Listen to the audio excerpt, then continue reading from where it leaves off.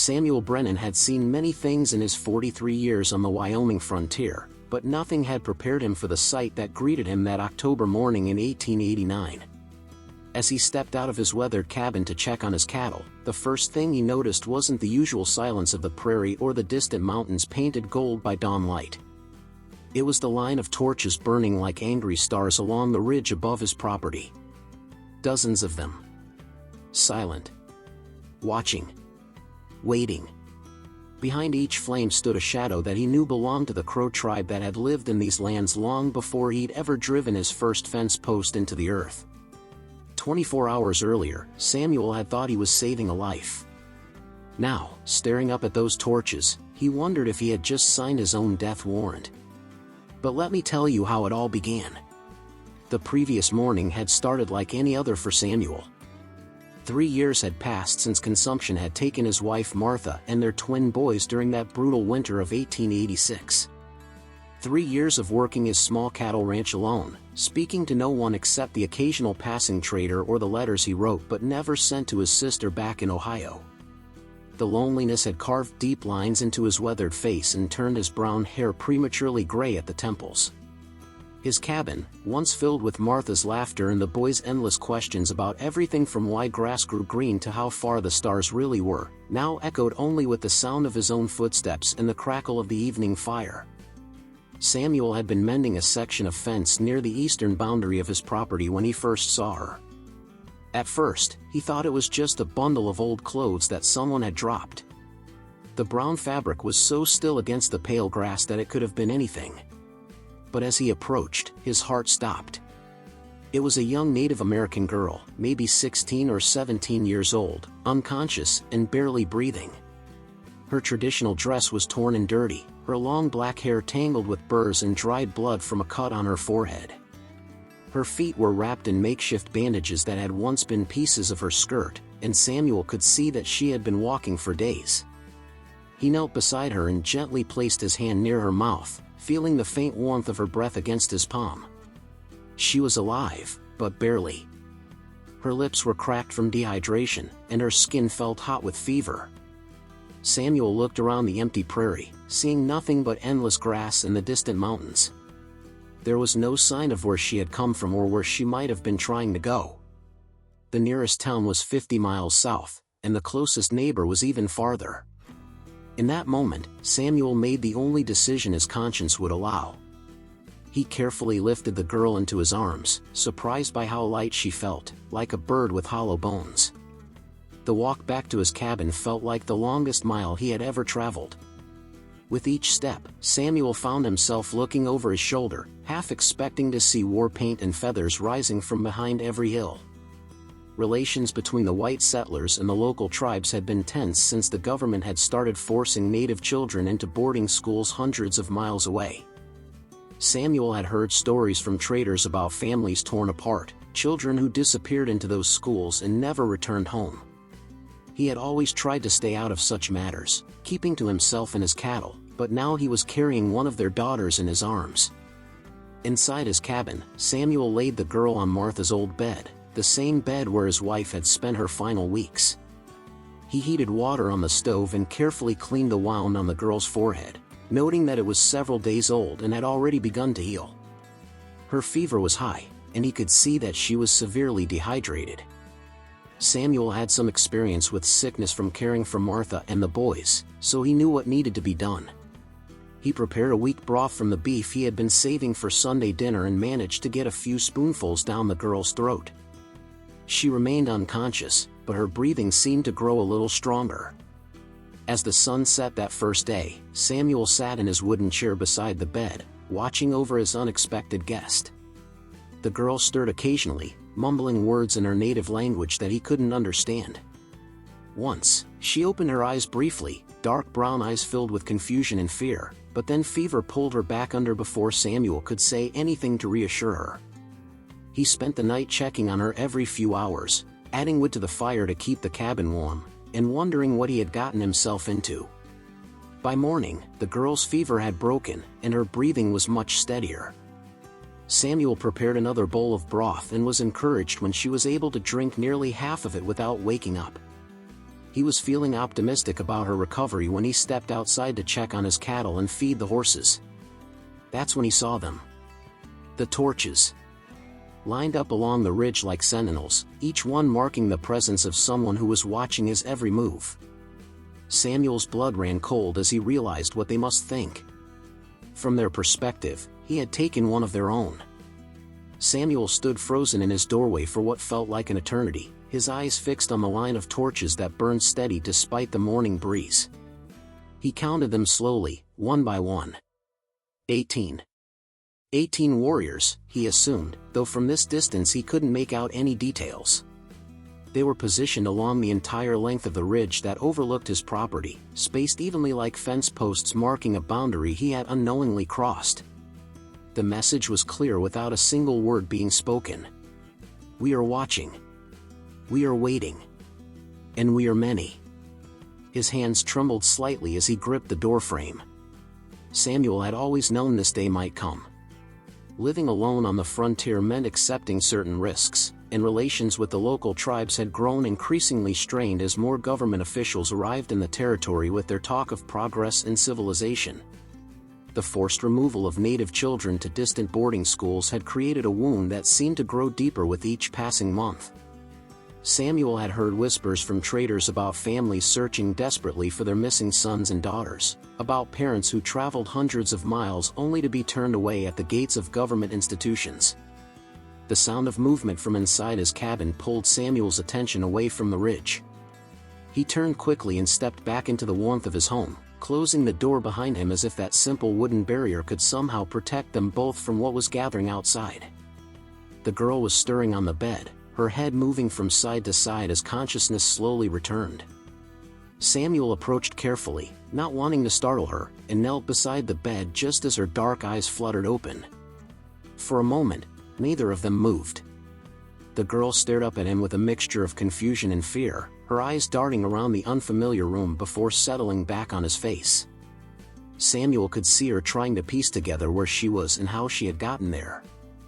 When she attempted to sit up, a sharp intake of breath revealed that her body was still weak from whatever ordeal she had endured. Samuel held up his hands in what he hoped was a universal gesture of peace and spoke in the gentlest voice he could manage. "Easy now," he said softly. "You're safe here. You were hurt, and I brought you inside to help you get better." The girl's eyes widened at the sound of his voice, and Samuel realized that she might not understand English at all. He pointed to himself and said, "Samuel," then gestured toward her with a questioning look. She watched his movements carefully but remained silent, her body tense and ready to flee despite her obvious weakness. Samuel moved slowly to the kitchen area and returned with a cup of cool water and the bowl of broth he had prepared earlier. He set them on the small table beside the bed and stepped back, giving her space to decide whether to trust him or not. The girl's eyes moved between Samuel's face and the offered food, and he could see the internal struggle playing out in her expression. Her body needed nourishment, but every instinct was telling her to be wary of this white stranger. After several long minutes, thirst won over caution. The girl reached for the water with shaking hands and drank deeply, some of the liquid spilling down her chin in her eagerness. When the cup was empty, she looked at Samuel with something that might have been gratitude, though wariness still dominated her features. She spoke then, a few words in her native language that Samuel couldn't understand, but her tone was questioning. Samuel shook his head apologetically and tapped his ear, hoping to convey that he didn't speak her language. The girl studied his face for a moment, then pointed to herself and said clearly, "Kestara." Her voice was hoarse from dehydration, but the name carried a musical quality that made Samuel think of wind through canyon walls. He repeated it carefully, "Kestara," and was rewarded with the slightest nod of acknowledgement. Encouraged by this small breakthrough, Samuel pointed toward the door and then made a gesture toward the horizon, trying to ask where she had come from. Kestara's expression immediately darkened, and she spoke rapidly in her own language, her voice rising with emotion. Even without understanding the words, Samuel could hear anger and pain in every syllable. She pointed to herself and then made a motion as if she were walking, her hands moving to indicate a very long journey.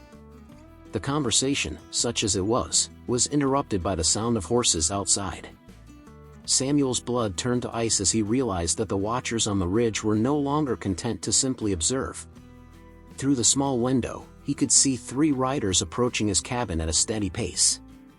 They were still several hundred yards away, but Samuel could make out enough detail to see that they were native warriors, their horses painted with symbols that meant nothing to him but everything to the people who had put them there. Kestara heard the hoofbeats too, and her reaction was immediate and telling. Instead of relief at the sound of her own people approaching, her eyes filled with panic. She struggled to sit up fully, ignoring the obvious pain the movement caused, and grabbed Samuel's arm with surprising strength. She spoke urgently in her language, shaking her head and pointing toward the door, her meaning unmistakable even across the language barrier. Something was wrong. Very wrong. Samuel looked from Ayana's frightened face to the approaching riders, then up toward the ridge where the torches still burned in the growing daylight. He was caught in the middle of something much larger and more complicated than a simple rescue, and he was beginning to understand that the girl's presence in his cabin might not be the blessing he had thought it was. It might very well be the spark that ignited a conflict that had been building for years. The 3 riders had stopped about 50 yards from Samuel's cabin, close enough for him to see the war paint streaking their faces and the rifles they carried across their saddles. They sat motionless on their horses, as still as carved stone, their eyes fixed on the small wooden structure that had become the center of a drama none of them had planned. Samuel could feel the weight of their gaze like a physical presence, pressing against the walls of his home and seeping through every crack and crevice. Kestara was struggling to get out of bed despite Samuel's gentle attempts to keep her from moving too quickly. Her legs shook with weakness, but determination burned in her dark eyes as she fought against her body's limitations. She managed to stand, using the wall for support, and made her way slowly to the window. When she saw the 3 warriors, her reaction was not what Samuel had expected. Instead of calling out to them or showing relief, she pressed herself against the wall beside the window, her breathing quick and shallow. Samuel watched her carefully, trying to understand what was happening. These were her people, weren't they? Why was she hiding from them? Kestara caught his questioning look and spoke rapidly in her language, gesturing toward the window and shaking her head emphatically. She pointed to herself, then to the riders, and made a slashing motion across her throat. The message was clear enough. These men were not here to rescue her. They were here to punish her. The sound of a horse approaching the front door made both of them freeze.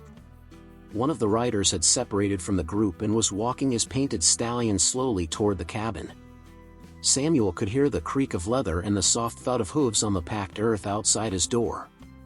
The rider called out something in his native language, his voice carrying the authority of someone accustomed to being obeyed. When no answer came, he repeated the words, louder this time. Kestara whispered urgently to Samuel, tugging at his sleeve and pointing toward the back of the cabin.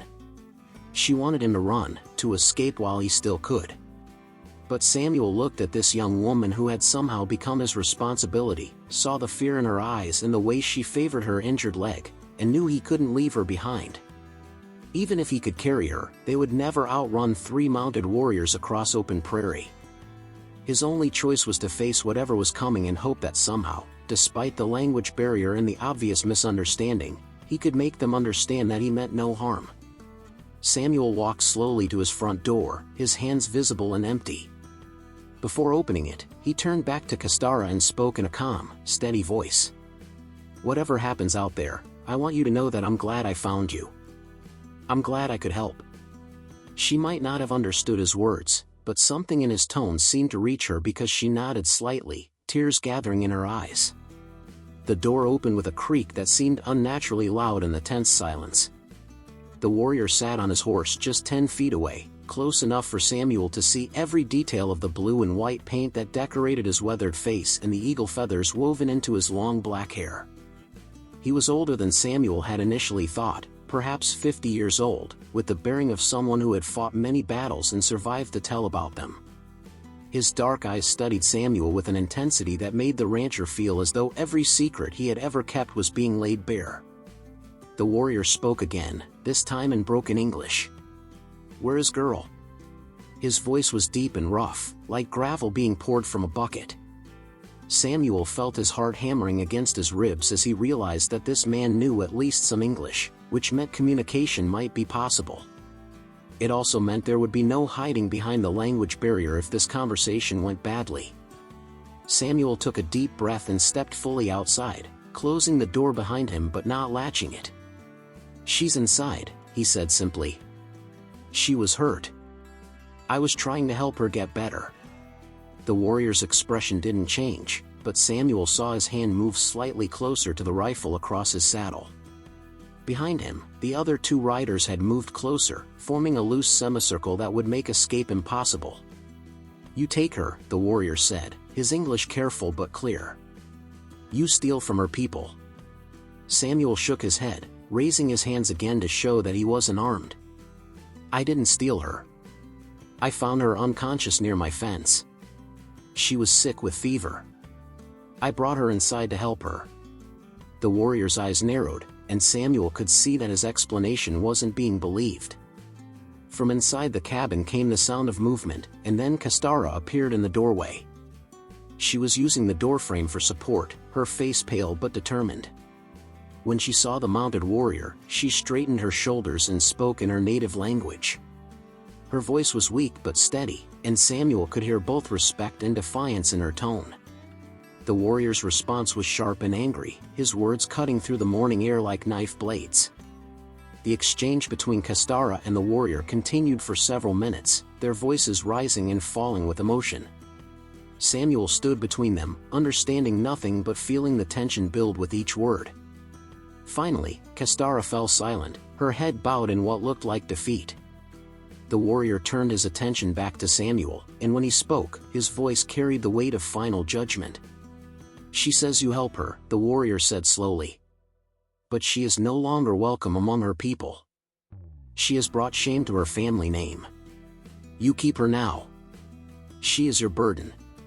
With that pronouncement, he pulled his horse around and rode back toward his companions. Within minutes, all three riders had disappeared over the ridge, leaving Samuel and Kastara alone with the weight of what had just been decided. Samuel and Kastara stood in silence for a long time after the warriors disappeared, both of them processing the magnitude of what had just occurred. The torches on the ridge had been extinguished one by one as the sun climbed higher, but Samuel knew that the watchers hadn't simply vanished. They were still there, invisible now but present, making sure their message had been understood. Kastara was no longer their concern, but she was now Samuel's responsibility whether he had asked for it or not. Samuel looked at the young woman standing in his doorway, her shoulders squared with dignity despite everything she had lost. In the span of a few minutes, she had gone from being a sick stranger he was trying to help to being the only other human being in his world. The irony wasn't lost on him. He had spent 3 years choosing solitude, wrapping his grief around himself like armor against further loss. Now, fate had given him exactly what he had convinced himself he no longer wanted. Someone to care for. Someone who needed him. Kastara spoke softly in her language, her voice carrying resignation mixed with something that might have been gratitude.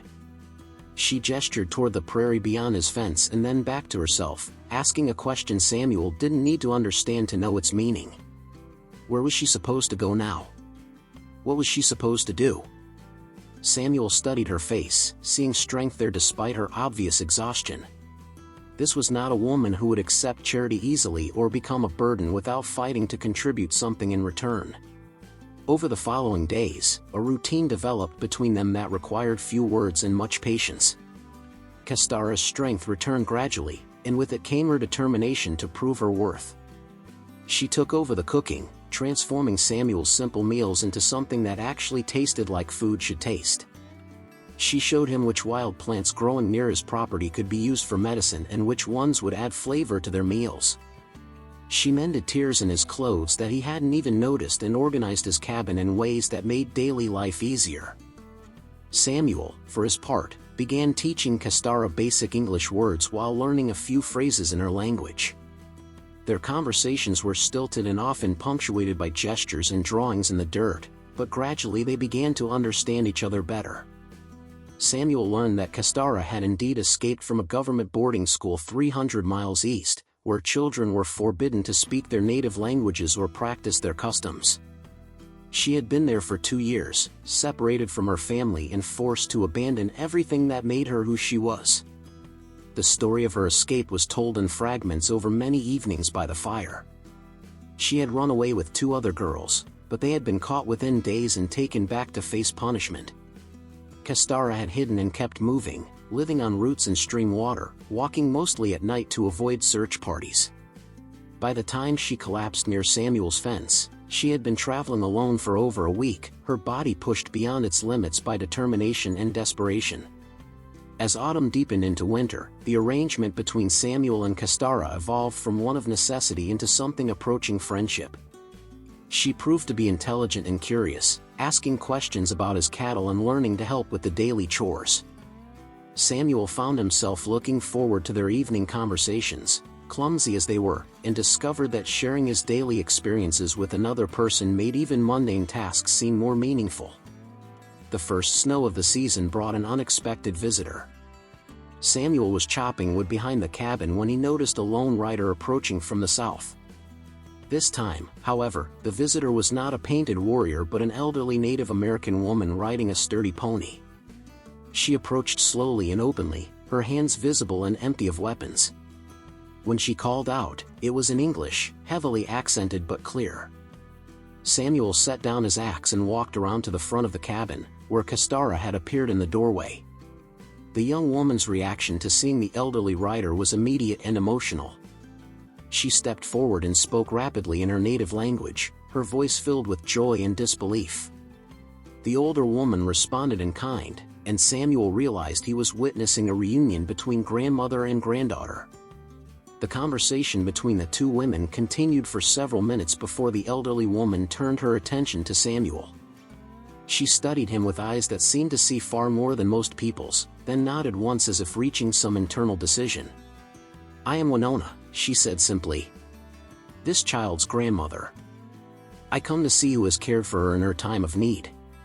Samuel introduced himself and invited Winona to dismount and come inside for food and rest. She accepted his invitation but remained alert and observant, clearly evaluating both Samuel's character and Kestara's well-being. Over the meal that Kestara prepared, Winona explained that she had been searching for her granddaughter ever since learning of her escape from the boarding school. The trail had gone cold until traders brought word of a lone rancher who had taken in a young native woman. The conversation that followed was difficult but necessary. Winona confirmed what Samuel had already guessed. Kestara could never return to her tribe. Her escape from the school had brought unwanted attention from government officials, and her presence would endanger her entire family. The warriors who had visited Samuel's cabin had made their position clear. Kestara was dead to them now, a necessary sacrifice to protect the rest of their people from further persecution. But Winona also brought news that changed everything. "The spirits have spoken to me in dreams," she said, her voice carrying the weight of absolute conviction. "They show me a new path for my granddaughter.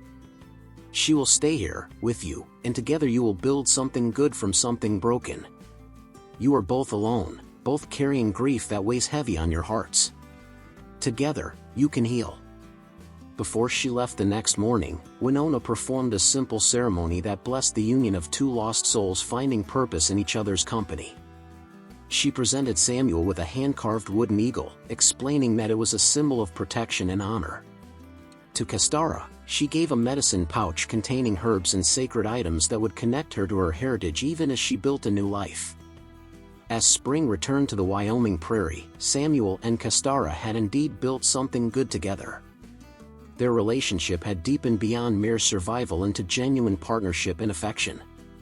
They were teaching each other not just languages but ways of seeing the world that neither had considered before. Samuel's ranch began to thrive as Kestara's knowledge of the land complemented his experience with cattle and farming. The final scene of this unlikely love story came on a warm May morning when Samuel discovered something extraordinary at his front door. A small bundle wrapped in soft deerskin contained 3 perfect arrowheads, polished stones, and dried sage. No one had seen the gift being left, but its message was unmistakable. Somewhere on the ridge above his property, Castara's people were watching and approving of what she had built with this lonely rancher. Samuel showed the gift to Castara, who touched each item reverently before looking up at the distant ridge. For the first time since that terrifying morning when torches had lined the horizon, she smiled completely. The fear and shame were gone, replaced by something that looked very much like hope. She was home. They both were. What did you think of this incredible story of survival, cultural healing, and unexpected love? The bond between Samuel and Castara shows us that sometimes the most beautiful connections come from the most challenging circumstances. Have you ever experienced a moment where helping someone changed your own life completely? Share your thoughts in the comments below. I'd love to hear your own stories of unexpected friendships and second chances. If this story touched your heart like it touched mine, make sure to hit that subscribe button and ring the notification bell so you never miss our weekly tales of human resilience and hope. And don't forget to like this video if you want to see more stories that celebrate the bridges we can build between different worlds and cultures. What should our next story explore? The frontier offers so many untold tales of courage, sacrifice, and redemption. Drop your suggestions in the comments, and as always, thank you for being part of our community of storytellers and dreamers. Until next time, keep believing in the power of human kindness to change everything.